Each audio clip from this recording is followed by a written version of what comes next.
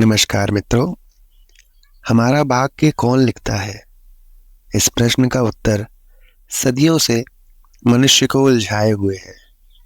भाग्य, जिसे कई लोग जीवन की घटनाओं और परिस्थितियों का पूर्व निर्धारित क्रम मानते हैं, क्या वास्तव में किसी शक्ति द्वारा ये लिखा जाता है?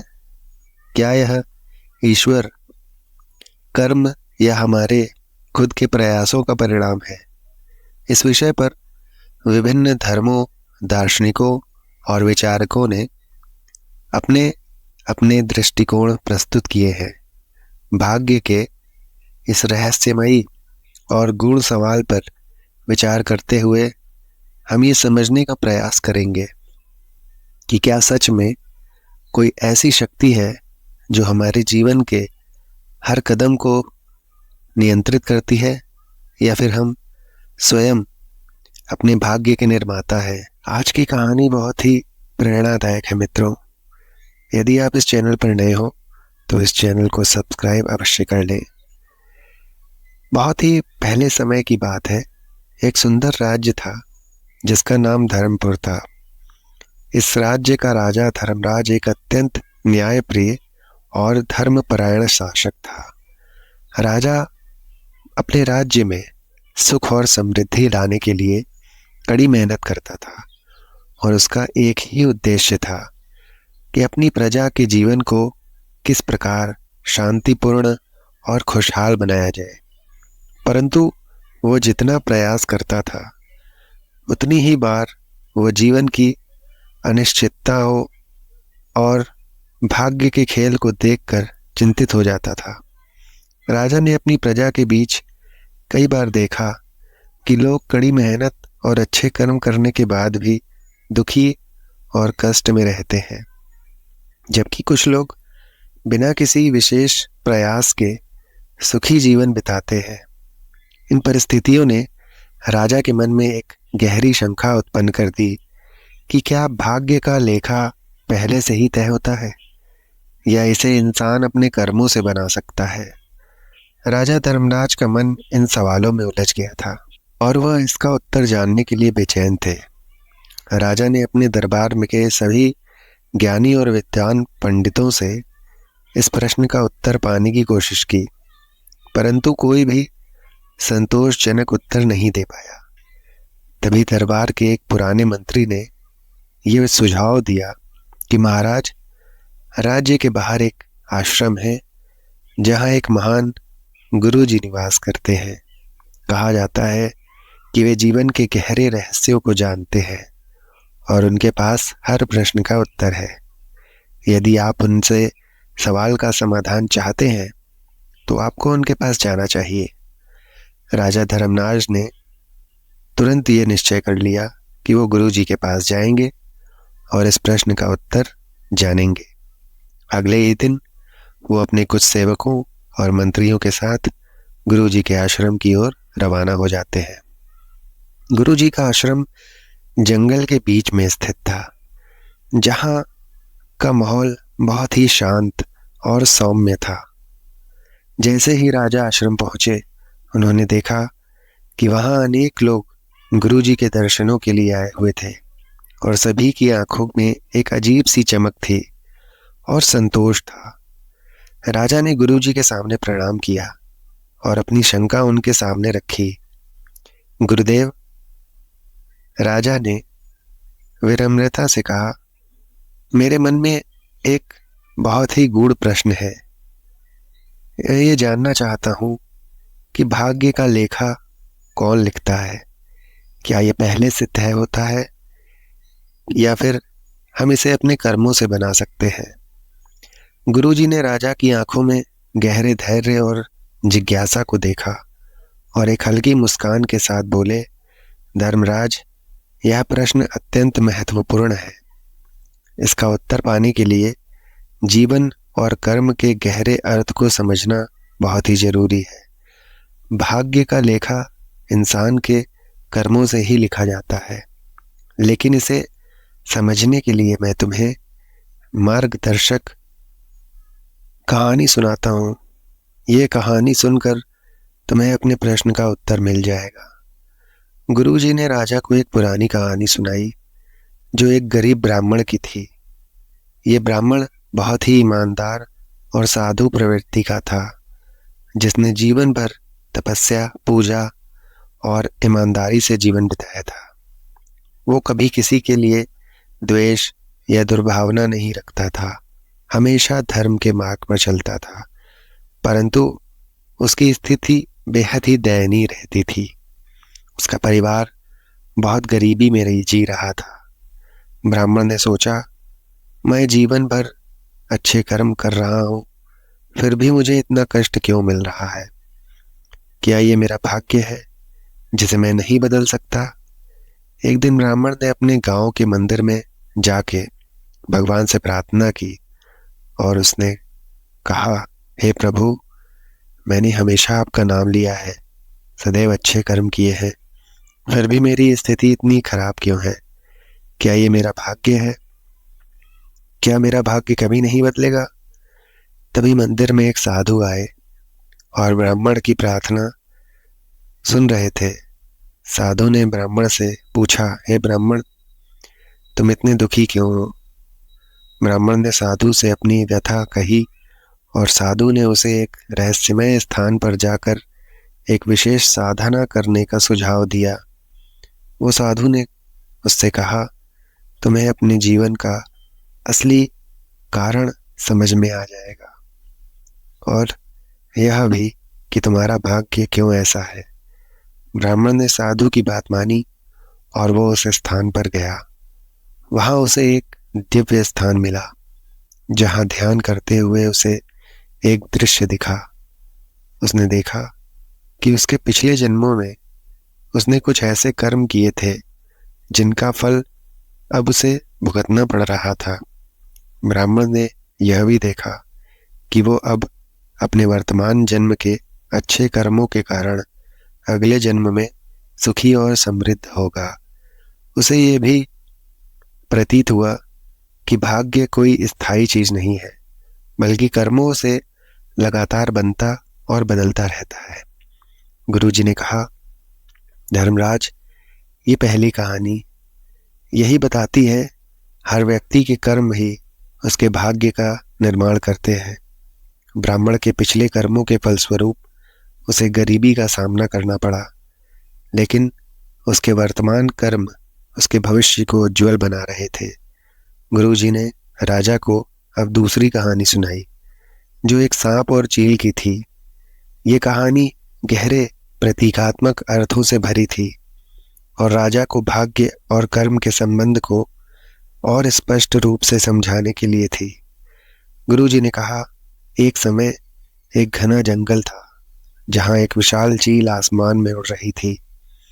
वो आकाश की ऊंचाइयों में थी और उसने अपने पंखों की शक्ति से बहुत कुछ हासिल किया था।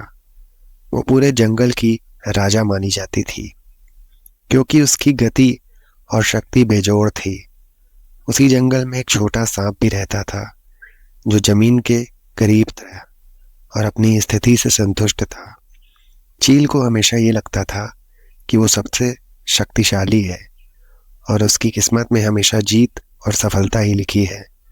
वो छोटे जीवों को अपनी प्रजा समझती और कभी कभी उन्हें बिना कारण नुकसान पहुंचाती थी। दूसरी ओर सांप बहुत शांत स्वभाव का था। वो कभी अपनी सीमाओं को नहीं लांघता था, वो जानता था और कभी किसी को परेशान नहीं करता था, परंतु वो कभी हार मानने वालों में से नहीं था। एक दिन जंगल में तूफान आया, आसमान में बादल गरजने लगे और हवाएं बहुत तेज हो गई। चील ने तूफान से बचने के लिए ऊंचाई में और ऊपर जाने की कोशिश की, लेकिन तूफान इतना भयंकर था कि उसने चील को नियंत्रित कर लिया और चील को अपनी जान बचाने के लिए संघर्ष करना पड़ रहा था और अंत में वह थकान से गिरने लगी। उधर सांप जमीन पर छिपा हुआ था और तूफान से बचने के लिए अपनी गति और धैर्य का इस्तेमाल कर रहा था। उसने अपनी सीमाओं को पहचाना और धरती के करीब रहते हुए अपने जीवन को सुरक्षित रखा। जब तूफान खत्म हुआ तब चील ने देखा कि वो बुरी तरह से घायल हो चुकी थी, जबकि सांप शांत और सुरक्षित था। गुरु ने इस कहानी के माध्यम से राजा को समझाया, धर्मराज, ये कहानी बताती है कि भाग्य की चाल बहुत गहरी और अनजानी होती है। कभी कभी जो हमें शक्तिशाली और अजेय लगता है वो एक पल में बदल सकता है, और जो शांत और स्थिर है वो अपनी समझ और धैर्य से हर संकट का सामना कर सकता है। गुरुजी ने दोनों कहानियों के माध्यम से राजा धर्मराज को ये समझाने की कोशिश की कि भाग्य का लेखा कोई और नहीं लिखता, ये हमारे कर्मों का परिणाम होता है। हम अपने कर्मों से अपने भविष्य का निर्माण करते हैं, और भाग्य को बदलने का एकमात्र उपाय अच्छे कर्म है। भाग्य और कर्म एक दूसरे से जुड़े होते हैं, और जीवन का सही मार्ग वही है जो हमें अपने कर्मों के प्रति जागरूक करता है।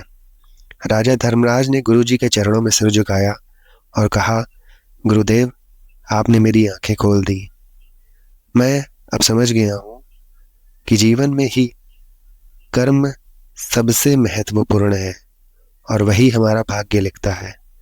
गुरुजी ने आशीर्वाद देते हुए कहा, धर्मराज, अब तुम अपने राज्य में कर्म का महत्व फैलाओ।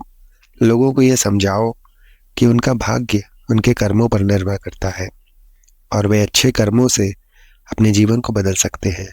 राजा धर्मराज ने गुरुजी के निर्देशों का पालन करते हुए अपने राज्य में कर्म और धर्म का संदेश फैलाया।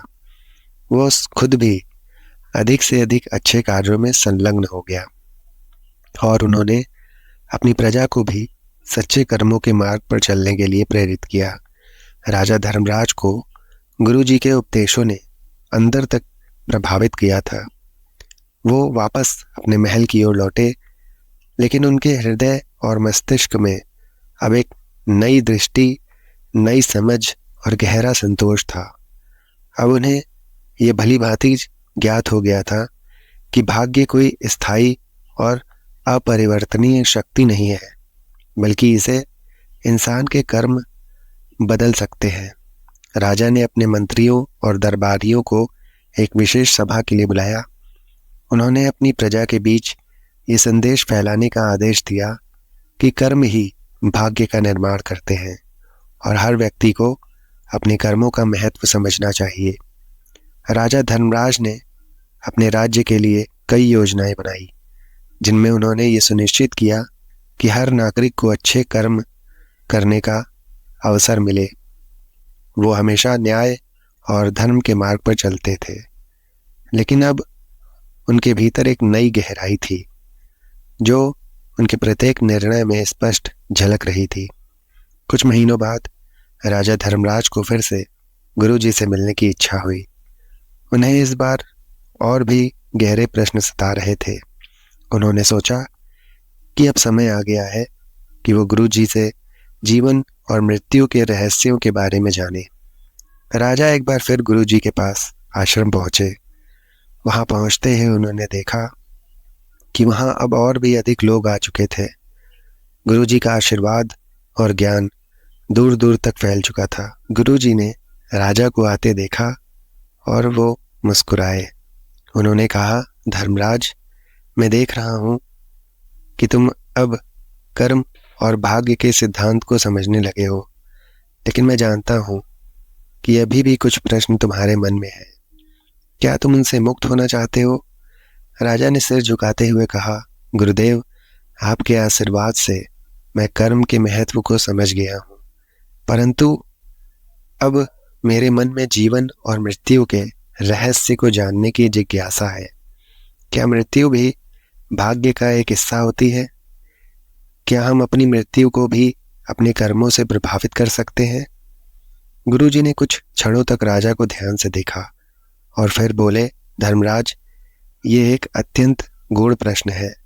जीवन और मृत्यु के चक्र को समझना आसान नहीं है, परंतु मैं तुम्हें इस प्रश्न का उत्तर एक आसान कहानी के माध्यम से दूंगा। गुरुजी ने राजा को एक प्राचीन कथा सुनाई, जिसमें एक राजा और एक साधु की कहानी थी। ये कहानी एक महान राजा की थी जो अपने राज्य में अत्यंत समृद्ध और ऐश्वर्य का जीवन जी रहा था। उसके पास धन संपत्ति और शक्ति की कोई कमी नहीं थी। फिर भी वो राजा मृत्यु के भय से अत्यधिक परेशान था। उसे ये चिंता सताती रहती थी कि एक दिन वो सब कुछ खो देगा और उसे मृत्यु का सामना करना पड़ेगा।